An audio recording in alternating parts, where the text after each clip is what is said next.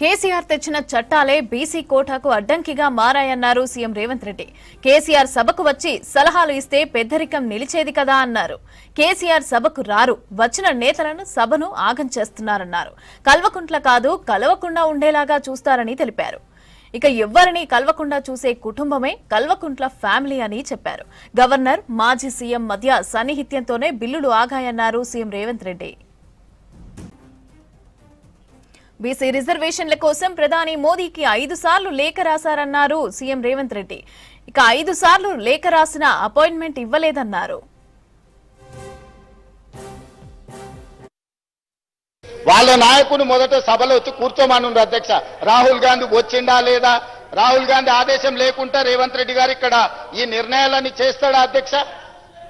ఇంత ఇంపార్టెంట్ చర్చ జరుగుతుంటే బలహీన వర్గాలకు న్యాయం చెయ్యాలని 100 సంవత్సరాల నుంచి జరగని కులగణన తెలంగాణ రాష్ట్ర ప్రభుత్వం చేసినందుకు ఏది ఏమైనా రాజకీయాలను పక్కన పెట్టి ప్రధాన ప్రతిపక్ష నాయకుడు చంద్రశేఖరరావు గారు వచ్చి ఒక మంచి మాట, అయ్యా మేం చేయలేని పని ప్రజాప్రభుత్వం కాంగ్రెస్ పార్టీ చేసింది, నేను అభినందిస్తున్నా అంటే వారి పెద్దరికం పెరిగి ఉండేది కదా అధ్యక్ష. వారేమో రారు, ఇక వచ్చిన ఆయననేమో గిట్లున్నాడు, ఎట్లున్నాడో మీకే కనిపిస్తుంది ఆ పైనుంచి. ఇట్లాంటి వాళ్ళందరినీ ఇందులోకి తోలి తాను జడ్డ కోతి అంట వనమల్ల చేర్చిందంట. అట్లనే ఉంది ఈ వారం. కాబట్టి ఇప్పటికైనా మిత్రులు గంగ్ల కమలాకర్ గారికి నా సూచన, ఈ ఒక్క విషయంలోనన్నా వాళ్ళ ఒత్తిడికి లొంగకు. ఏమైనా మంచి షెడ్ ఉంటే నేను చూసుకుంటా, నువ్వేం వాళ్ళకి భయపడకు మిత్రమా. మంచి షెడ్ ఏమన్నా ఉంటే నేనున్నా, మనం పాత మిత్రులమే కదా, నీకు తెలియందేముంది. వాళ్ళ ఒత్తిడికి లొంగకు, వాళ్ళకి ఇష్టం లేదు.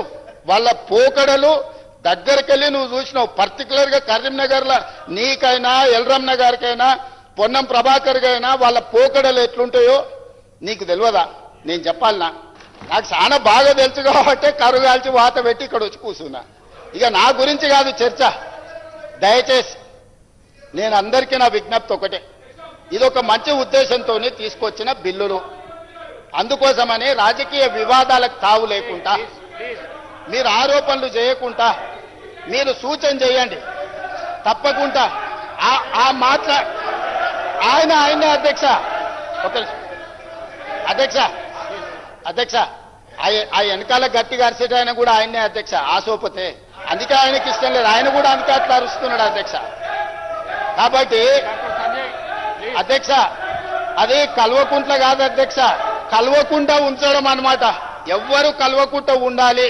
బీసీలు ఓసీలు కలవద్దు, ఎస్సీలు ఎస్టీలు కలవద్దు, మైనారిటీలు హిందువులు కలవద్దు. అది కలవకుండా చూసే కుటుంబం అధ్యక్ష, అది కలవకుండా కుటుంబం కాదు. కాబట్టి ఇప్పటికైనా ఈ బిల్లును చర్చ లేకుండా మన సభ అంతా ఏకగ్రీవంగా ఆమోదించి చేస్తే కేంద్ర ప్రభుత్వం మీద ఒత్తిడి తీసుకురావడానికి ఉంటది. మొదట సభలో వచ్చి కూర్చోమన్నారు అధ్యక్ష. రాహుల్ గాంధీ వచ్చిండా లేదా, రాహుల్ గాంధీ ఆదేశం లేకుండా రేవంత్ రెడ్డి గారు ఇక్కడ ఈ నిర్ణయాలన్నీ చేస్తాడా అధ్యక్ష? ఇంత ఇంపార్టెంట్ చర్చ జరుగుతుంటే బలహీన అందరం కలిసి వచ్చి మిమ్మల్ని కలిసి విజ్ఞప్తి చేస్తామని. ప్రధానమంత్రి మనకు అపాయింట్మెంట్ ఇవ్వలేదు అధ్యక్ష. ప్రధానమంత్రి అపాయింట్మెంట్ ఇవ్వకపోతే పార్లమెంటు జరిగేటప్పుడు ప్రధానమంత్రిని కేంద్ర ప్రభుత్వం మీద ఒత్తిడి తీసుకురావడానికి జంతర్ మంతర్లో మేము దీక్ష పెడితే, జంతర్ మంతర్లో ధర్నా చేస్తే దాదాపుగా 100 మంది పార్లమెంట్ సభ్యులు ఇతర రాష్ట్రాలకు సంబంధించిన వాళ్ళు వచ్చి తెలంగాణ బీసీ రిజర్వేషన్ 42కు మద్దతు పలికినరు. కానీ రాజ్యసభలో ఉన్న బీఆర్ఎస్ ఎంపీలు మాత్రం అటువైపు కూడా కనుదిప్పి చూడలే అధ్యక్ష. బలహీన వర్గాల తరఫున మాట్లాడుతున్న గంగ్ల కమలాకర్ కూడా ఆ వైపు రాలేదు అధ్యక్ష. అంటే వాళ్ళ పార్టీ నాయకుడు బలహీన వర్గాలకు 42% రిజర్వేషన్లు ఇవ్వడానికి సిద్ధంగా లేరు. వాళ్ళకి చిత్తశుద్ధి లేదు. ఇవాళ కూడా ఈ గందరగోళం సృష్టించి బలహీన వర్గాలకు సంబంధించిన రిజర్వేషన్ల బిల్లు ఆమోదం చెందకుండా ఒక అబద్ధాల ప్రాతిపదికన ఈరోజు మాట్లాడుతున్నారు అధ్యక్ష. అందుకే ఇలాంటి వాళ్ళకి కనువిప్పు కలగడానికి ఫిబ్రవరి 4 ప్రతి సంవత్సరం సోషల్ జస్టిస్ డేగా నడుపుకోవడానికి ఇదే సభలో మా మిత్రులు పొన్నం ప్రభాకర్ గారు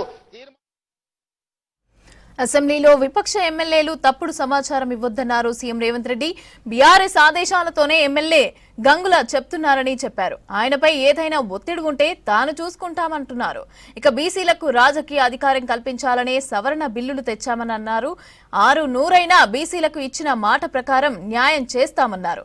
పంచాయతీ మున్సిపాలిటీల్లో బీసీలకు 42% కోటా కల్పిస్తామని అన్నారు సీఎం రేవంత్ రెడ్డి. గంగ్ల కమలాకర్ గారు మాట్లాడింది చూడండి అధ్యక్ష. 42% రిజర్వేషన్లు బలహీన వర్గాలకు వస్తే మొదటి వరుసలో గంగ్ల కమలాకర్ సంతోషంగా ఉంటాడని చెప్పిండు. వాళ్ళ నాయకుడు చంద్రశేఖరరావు, వాళ్ళ నాయకుడు తారక రామారావు, వాళ్ళ నాయకుడు హరీష్ రావు సంతోషంగా ఉంటాడని చెప్పలే. ఆయన స్పష్టంగా చెప్తున్నాడు. వాళ్ళకి సంతోషం లేదు, వాళ్ళకి దుఃఖం ఉన్నది, వాళ్ళకి బాధ ఉన్నది, వాళ్ళు కడుపు నిండా విషం పెట్టుకొని ఉన్నారని చెప్పి గంగ్ల కమలాకర్ గారు స్పష్టంగా చెప్పారు. నాకు కూడా తెలుసు గంగ్ల కమలాకర్ గారు అభినందిస్తారు దీన్ని. కానీ ఆయన బాధల్లా వెనకాల కూర్చొని నడుపుతున్న ఆయన సమస్య. మిత్రులు గంగ్ల కమలాకర్ గారికి నా సూచన, ఈ ఒక్క విషయంలోనన్నా వాళ్ళ ఒత్తిడికి లొంగకు. ఏమైనా మంచి సెట్ ఉంటే నేను చూసుకుంటా, నువ్వేం వాళ్ళకి భయపడకు మిత్రమా. మంచి సెట్ ఏమన్నా ఉంటే నేనున్నా, మనం పాత మిత్రులమే కదా, నీకు తెలియందేముంది. వాళ్ళ ఒత్తిడికి లొంగకు. వాళ్ళకి ఇష్టం లేదు, వాళ్ళ పోకడలు దగ్గరికి వెళ్ళి నువ్వు చూసినావు. పర్టికులర్ గా కరీంనగర్లో నీకైనా ఎల్రమ్న గారికైనా పొన్నం ప్రభాకర్ గైనా వాళ్ళ పోకడలు ఎట్లుంటాయో నీకు తెలియదా?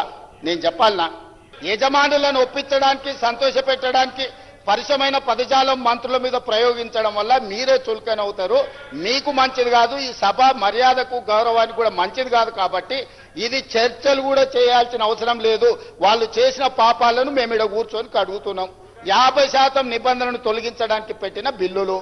దయచేసి చర్చనే లేకుండా గంగ్ల కమలాకర్ గారు ఏకవాక్య తీర్మానం ప్రవేశపెడితే మేమందరం కూడా మద్దతు పలుకుతాం. గతంలో మా నాయకుడు చేసిన తప్పులను మీరు సరిదిద్దుతుండ్రు, ఆ సరిదిద్దే బిల్లులకు మీరు మద్దతు పలకండి అని అంటే సభ మొత్తం ఏకగ్రీవంగా వారికి మద్దతు పలకం పాస్ అయిపోతుంది అధ్యక్ష. దయచేసి ఆ దిశగా